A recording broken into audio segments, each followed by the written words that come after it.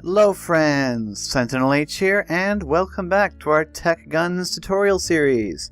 In this episode, we're going to be taking a look at a couple things. First, the repair bench, then we'll take a look at the chemical lab, which is the next tier of machine that you need in order to get the better armors. So we'll be going over that so we can get into sort of higher grade stuff, and then we'll take a look at the Commando Suit. Okay. So, first things first, the repair bench. Now that we've talked about a couple of armors, you may have noticed that as you use those armors, they take damage, obviously. But if they get damaged all the way, they don't disappear. They don't get destroyed. But you can't use them, or they don't provide any protection. You need to fix them. And Techguns gives you a way to do that with the repair bench. So it's very cheap to craft. All you need to craft a repair bench is a crafting table, obviously, 5 iron nuggets, 2 iron plates, which you can make in the metal press, and a mechanical part, which you make out of flint. Once you have all that, you can build a repair bench. Now the repair bench itself is very, very simple to use. If you right click on it, this is the GUI. You can put materials here in these slots. So I can put some iron, and I can put some heavy cloth in there. And you need to. That's what you need to do. Put those in there. And then you can place any armor piece in these slots. However, you don't have to do that. If you have the armor pieces equipped, so if I equip these, a couple of these damaged armor pieces, these soldiers' armor pieces, and then I right click on the bench, these slots are showing you the items that you have equipped. So you don't have to take them off.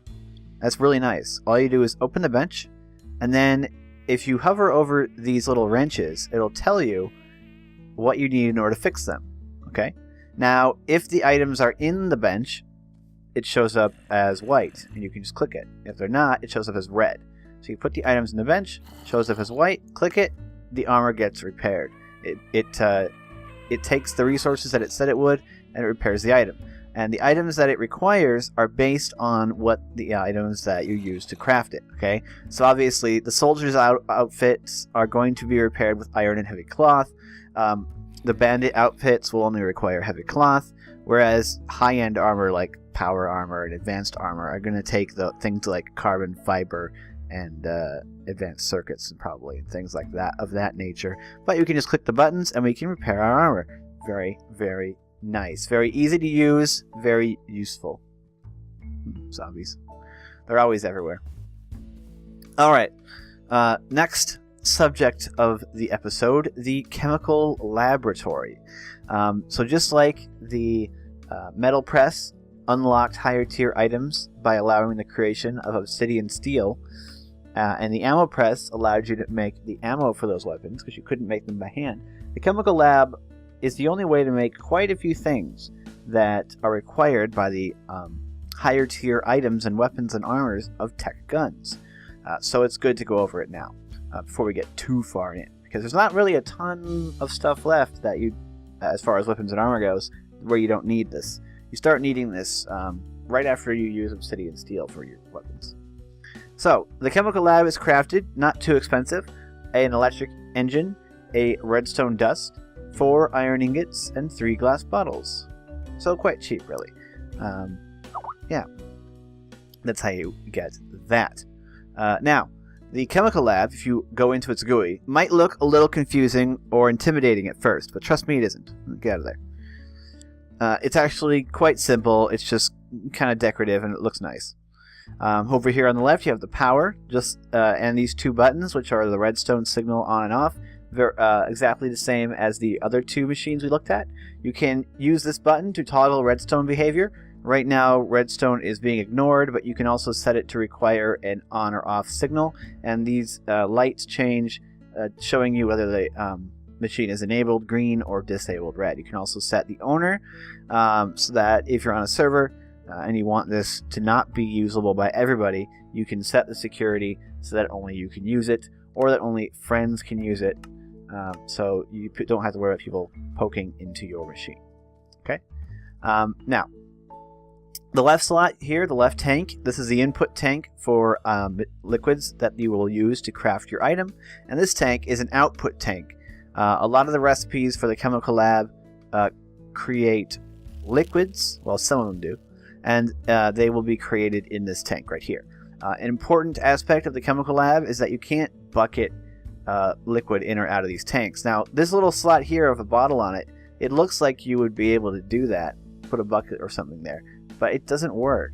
It doesn't. I haven't been, even when I put a water bottle in here, it doesn't work. I don't know what this slot, how to use it. Like, it doesn't do anything. I can put, this is a recipe, like water and wood. It doesn't do anything. I don't know how to use that slot. It doesn't work. It doesn't seem to work anyway. So whatever. You need to pipe the liquids in and out. So there's pipes on all sides except for the front. I don't know about the bottom. No, not in the bottom. But all sides except for the front, top, left, right, back. So you've got a bunch of bits here to attach your pipes to. So that's nice. This button over here toggles which tank is being drained from. So when you have fluid pipes on multiple sides of this thing, the pipe that is the tank that the machine is going to output from is changed by this button.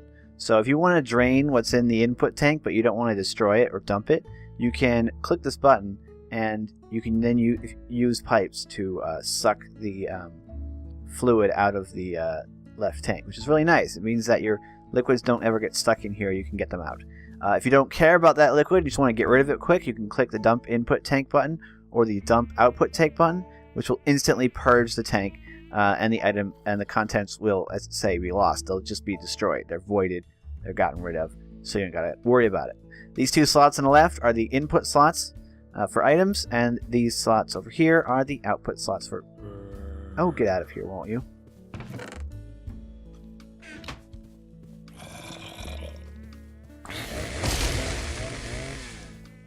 Pesky zombies. Always coming around and messing with me.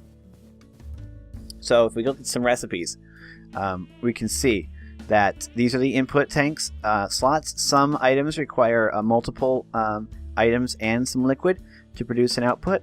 Others only require one and a liquid, but you will almost always need a liquid, except for things like taking a full fuel tank and then emptying it into the machine. But most of these recipes, as you can see, do require a liquid. In fact, basically all of them except that one. They require some sort of liquid. So you can have, there's a lot of recipes for here. You can create gunpowder, you can create concrete, you can actually make oil, you can make plastic, you can make creeper acid, which is then, which you can make TGX, which is a high explosive. You can, fill fuel tank, make fuel tanks, fill and empty them. You make carbon fiber, you make rubber, you can fill biotanks with biomass, you can fill compressed air tanks, you can make nether charges, you can make yellow cake uranium, you can charge nuclear power cells, and you can actually make clay as well, so that's quite useful. And you can turn rotten flesh into leather. Alright? Oh, come on.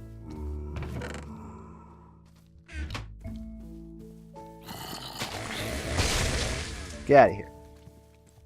We'll go over the chainsaw in a future video. What we're going to do today is we're going to make leather. Alright? I mean, not leather. Ugh, rubber. We're going to make rubber. So, no, I broke it. No. Let's just craft one. I'm powering this with a creative capacitor from Immersive Engineering. Now I want to put water in this tank, so I'm just going to stick a pipe here and place a reservoir on it. Now we have water in our tank here. And the recipe for rubber is simply water and wood. As you can see, it looks really cool the way it runs. I really like that. All these liquids moving around in the machine. It looks really cool. So that made us some raw rubber. Now once you have raw rubber, you simply cook it in a furnace, either a vanilla furnace or any smelting machine. that operates like a furnace, and then you get a rubber bar. I'm slightly surprised you don't have to use the metal press to press a rubber bar, but you don't. So now that we can make rubber bars, we can make the Commando Suit. So the Commando Suit is an armor piece that is very, very similar to the combat armor we looked at last time. But it does have a couple of differences. Let me go ahead and grab some more rubber bars.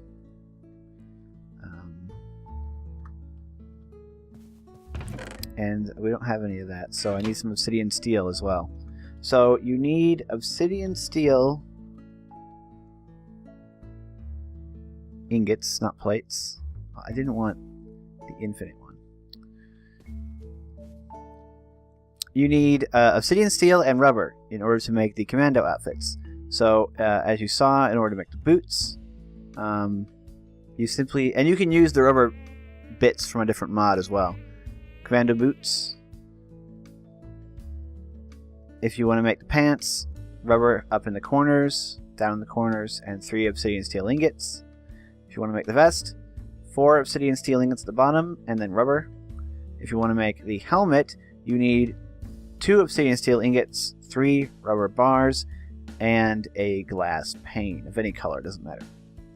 Okay, now the commando armor, let's just do that, shall we, is similar to the combat armor. Now it does have a little less protection than the combat armor. The combat armor vest was 6, this was 5. But it does have the durability of the combat armor. So it's basically combat armor. It's not quite as protective, but it has some interesting buffs. So basically, the Commando suit is for if you're going to be going into the water. If you want to be protected, but you're going to be doing some underwater stuff. So that's why it's made out of rubber. It's basically a wetsuit. As you can see, it gives you plus 10% movement speed. I mean, that's per piece. Different pieces have different things. They all have actually they all have 10%. It increases your underwater mining speed significantly by 125%. So I think that basically gets rid of the penalty. So this is an excellent choice for an armor suit if you're going to be mining underwater. Knockback resistance, and it's got the protection and durability. The boots have reduction in fall damage and a reduction in fall height. Okay, so it's not quite as protective as the combat armor. It's 1 less point in each with each one, but you get that underwater benefit. And if you look on the resistances here, this is the first armor we've looked at that actually has the last 3 resistances, LP and radiation. So each piece of this armor provides protection against L, which I don't actually know what that is. Laser, perhaps? Laser weapons? I don't know. Poison and radiation. Those aren't as easy to get, as you can tell, especially radiation protection. So yeah, the Commando Vest has those additional protections that the combat suit does not have. Combat armor doesn't have. Alright?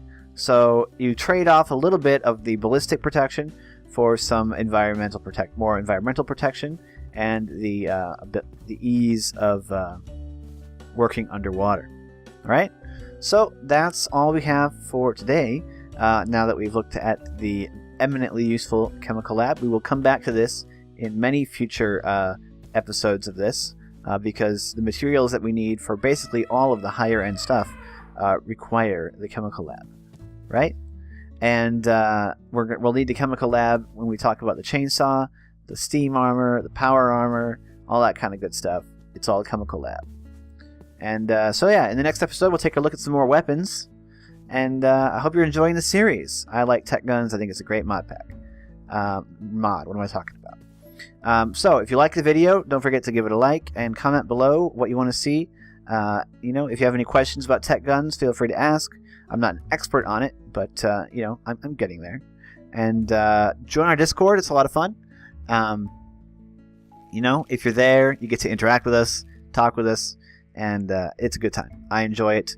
I don't always get the notifications, but I do always have it open. So if you message on Discord, there's always a good chance that I'll see it and I'll respond and we can have a chat. So yeah, don't forget to do that if you're interested. And yeah, that's basically all I've got.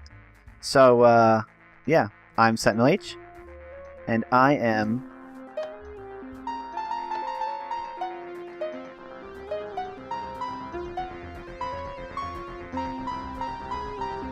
number 1. I'm signing out.